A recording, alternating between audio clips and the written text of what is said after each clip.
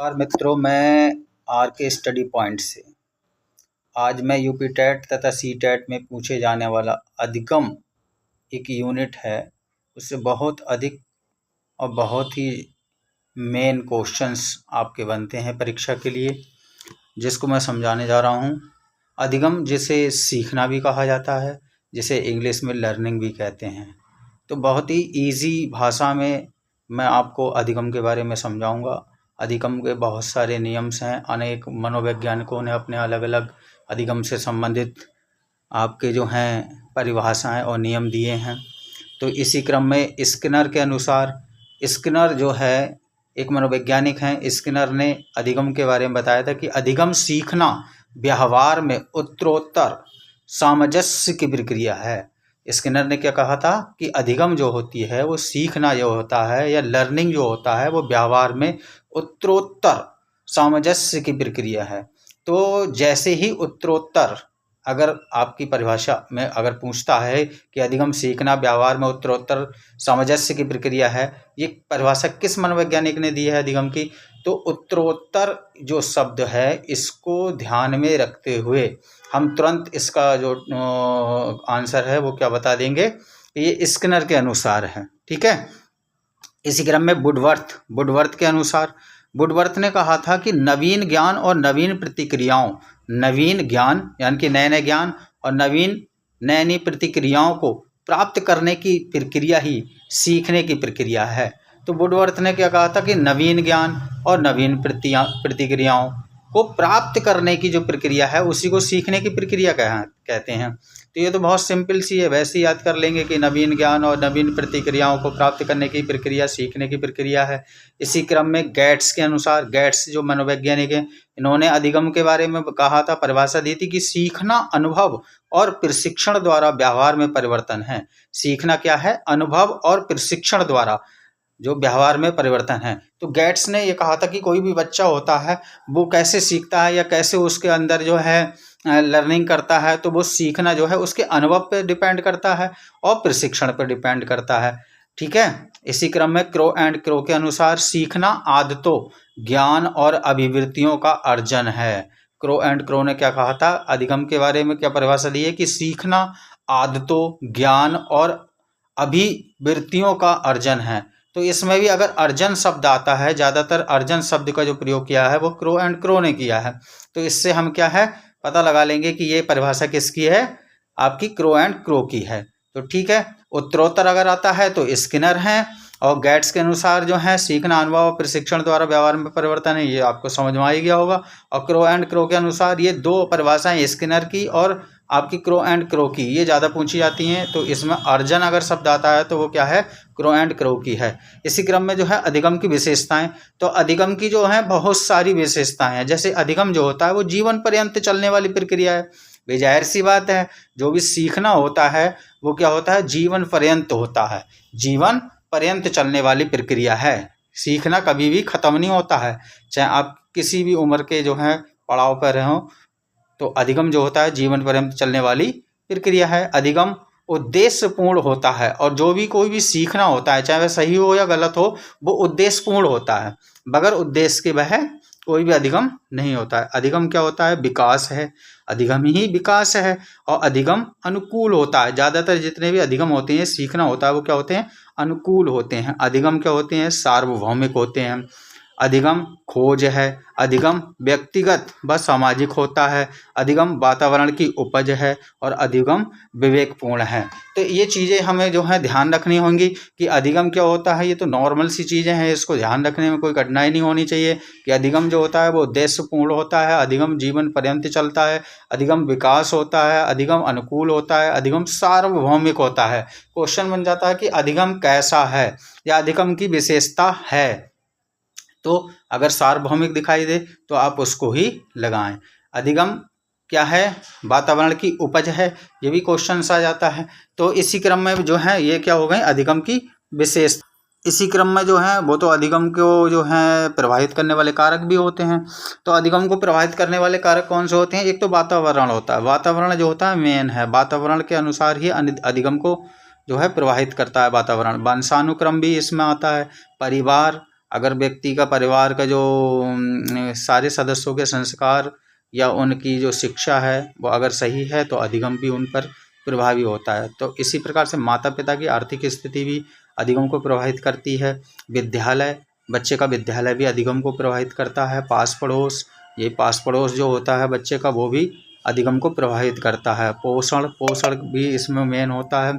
ऐसे ही छात्र का स्वास्थ्य, अगर व्यक्ति छात्र का स्वास्थ्य सही है तो वो अधिगम सही तरीके से करेगा। शिक्षक का व्यवहार, और इसमें मेन जो होता है शिक्षक का व्यवहार भी होता है, शिक्षक का व्यवहार भी होता है। सामाजिक स्थिति भी इसमें एक अपना नया रोल लेके आती है अधिगम को। इसी क्रम में जो है अधिगम के सिद्धांत या नियम, तो अधिगम के जो है बहुत सारे मनोवैज्ञानिकों ने अपने अपने सिद्धांत और नियम दिए हैं। इसमें इसी क्रम में आते हैं आपके रायवर्न के अनुसार। रायवर्न मनोवैज्ञानिक ने कहा है कि यदि शिक्षण विधियों में नियमों व सिद्धांतों का अनुसरण किया जाता है तो सीखने का कार्य अधिक संतोषजनक होता है। रायवर्ट के अनुसार, भाई देखो अपने अपने मनोवैज्ञानिकों के अपने अपने विचार हैं। तो रायवर्ट ने कहा है कि यदि शिक्षण विधियों में हम नियमों व सिद्धांतों का अनुसरण करेंगे तो उससे क्या होगा, सीखने का कार्य अधिक संतोषजनक होता है। इसी क्रम में जो है अधिगम या सीखने के सिद्धांत थॉर्नडाइक ने जो है बहुत ही मेन जो है आपके अधिगम के सिद्धांत दिए थे। इन्होंने कुल 8 सिद्धांत दिए थे, जिनमें से 3 प्रमुख हैं और 5 गौण हैं, यह सहायक नियम हैं। तो अधिगम के जो सीखने के सिद्धांत है थॉर्नडाइक के, वो कुल कितने हैं, 8 हैं। उनमें से प्रमुख कौन से हैं, 3 हैं, और जो गौण हैं वो कितने हैं, 5 हैं। या सहायक कौन से हैं, 5 हैं। तो मुख्य नियम, अधिगम के सीखने के मुख्य 3 नियम बताए हैं थॉर्नडाइक ने। एक तो होता है तत्परता का नियम, काय का नियम, तत्परता का नियम, और दूसरा है इसी क्रम में है अभ्यास का नियम और प्रभाव का नियम। तो अगर क्वेश्चन आता है तो थॉर्नडाइक के जो है प्रमुख 3 नियम कौन कौन से हैं, तो तत्परता का नियम, अभ्यास का नियम, प्रभाव का नियम। तत्परता का नियम, इसको थोड़ा सा हम जो है डिटेल में थोड़ा सा समझा देते हैं। तत्परता का नियम, किसी कार्य को करने के लिए व्यक्ति तत्पर रहता है तो आसानी से सीख जाएगा या तत्काल कर देगा। समझ में आया? किसी कार्य को करने के लिए व्यक्ति अगर तत्पर है और तो वह आसानी से कर पाएगा या तत्काल कर देगा। जैसे घोड़े को पानी के तालाब तक ले जाया तो जा सकता है, लेकिन पानी पीने के लिए बाध्य नहीं किया जा सकता। ये रियल बात है कि घोड़े को पानी के तालाब तक तो ले जाया जा सकता है, लेकिन पानी पीने के लिए बाध्य नहीं किया जा सकता कि घोड़ा पानी पिएगा भी या नहीं, क्योंकि घोड़ा पानी पीने के लिए तत्पर नहीं है। अगर वह तत्पर नहीं है तो आप उसको पानी नहीं पिलवा सकते। तो ये तत्परता का नियम क्या होता है, इसमें तत्पर होना बहुत ज़रूरी है। दूसरा है अभ्यास का नियम। तो इसी क्रम में जो है थॉर्नडाइक ने अपना दूसरा जो नियम दिया था वो दिया था अभ्यास का नियम। अभ्यास का नियम क्या है, करत अभ्यास तय जड़मत होए सुजान। मतलब क्या है, अभ्यास, व्यक्ति को अभ्यास करते रहना चाहिए। एक दिन गलत होगा, दूसरे दिन गलत होगा, तीसरे दिन खुद ब खुद अपने आप सही हो जाएगा। तो अभ्यास का नियम आप जानते ही हैं। तीसरा होता है अभ्यास के नियम में ही जो है इसके कुछ उप नियम हैं। तो एक होता है उपयोग का नियम। अभ्यास का नियम कितने भागों में बांटा गया है, कई भागों में बांटा गया है। तो उसमें एक है उपयोग का नियम।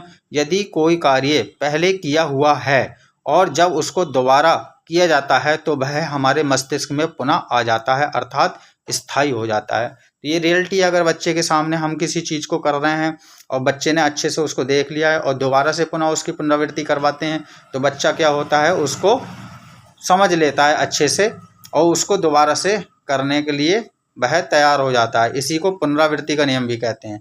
तो थॉर्नडाइक ने जो अभ्यास का नियम दिया था वो उसमें क्या है, पहला आता है उपयोग का नियम, दूसरा है अनुपयोग का नियम। यदि किसी किए हुए कार्य को पुनः नहीं करते हैं, अगर हमने कोई कार्य करवाया और उसको दोबारा से नहीं करवा रहे हैं तो हमारा मस्तिष्क क्या होता है, उसे भूल जाता है और इसे क्या कहते हैं, हम विस्मृति का नियम कहते हैं। तो उपयोग का नियम को क्या कहते हैं, हम पुनरावृत्ति का नियम कहते हैं, और अनुपयोग के नियम को क्या कहते हैं, हम विस्मृति का नियम कहते हैं। इसी क्रम में जो है तो इस प्रकार से जो अभ्यास का नियम है वो दो प्रकार का होता है। उपनियम होते हैं इसके, एक तो उपयोग का नियम और दूसरा होता है अनुपयोग का नियम। उपयोग का नियम को क्या कहते हैं, पुनरावृत्ति का नियम। अनुपयोग को क्या कहते हैं, हम विस्मृति का नियम।